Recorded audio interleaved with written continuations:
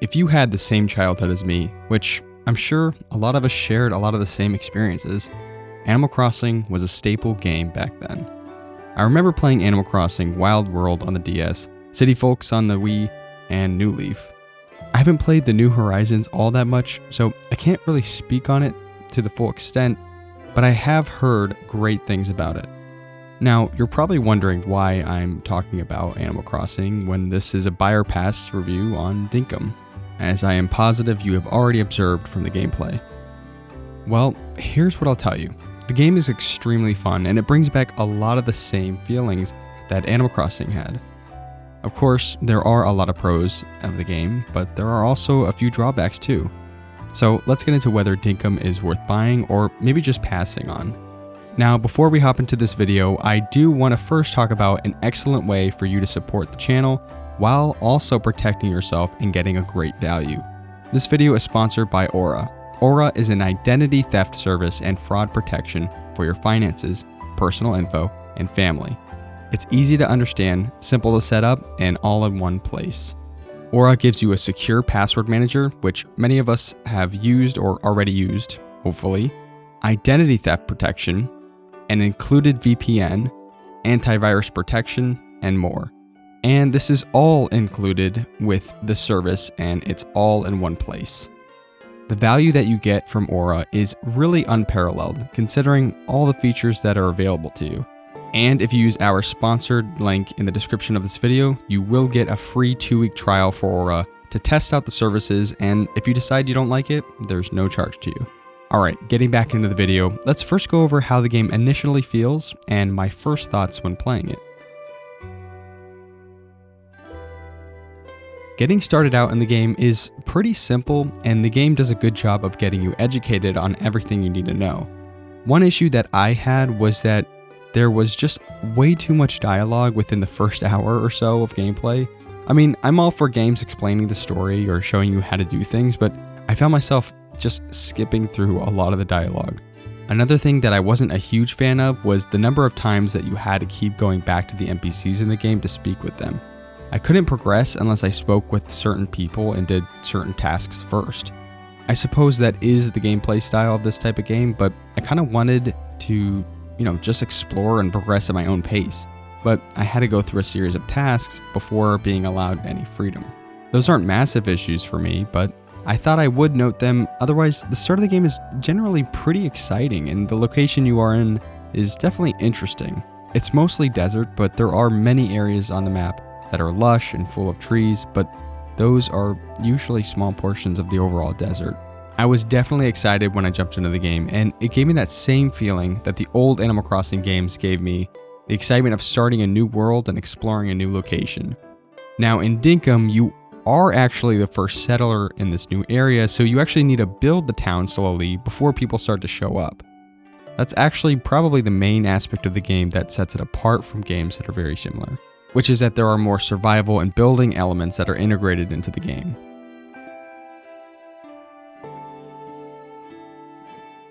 Although much of the terrain isn't really all too interesting in my opinion, I still think the exploring of the game is a lot of fun. As I mentioned before, much of the map is desert, but there are portions of the map that are very green, and there's something about finding those oases that is just so exciting. I mean, the map isn't really bland, or at least not as bland as I make it sound.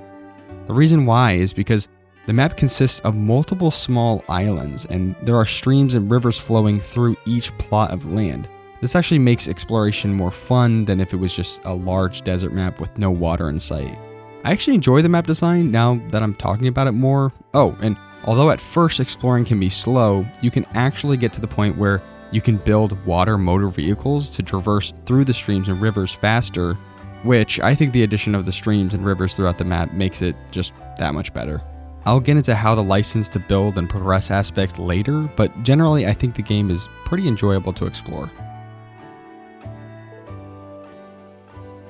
One of the most notable similarities between Dinkum and Animal Crossing is when talking to the NPCs in the game.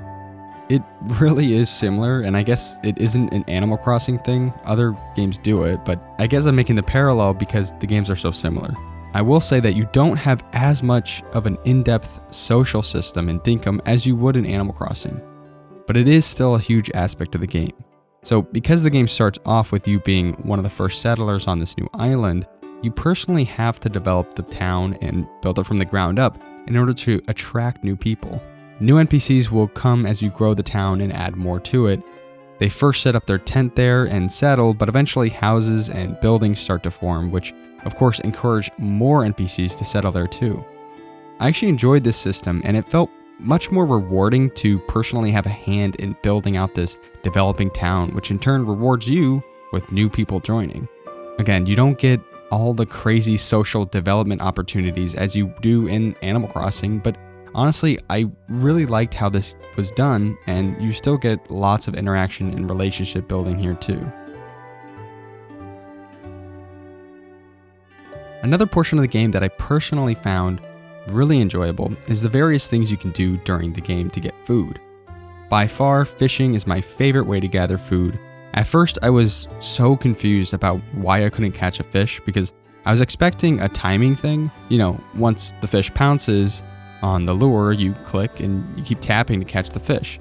So you still need to wait for the fish to pounce in order to set the hook, but you also need to give the fish slack or you lose the fish. So as the fish fights back, you need to let go, then once the fish rests, you pull them in.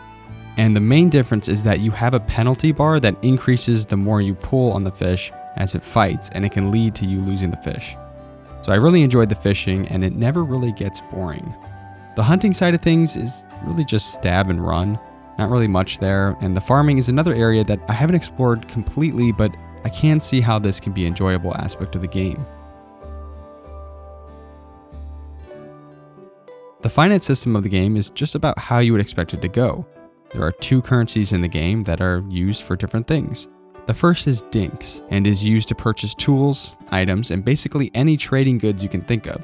This is also what you'll use to pay off town debt. The other currency is permit points.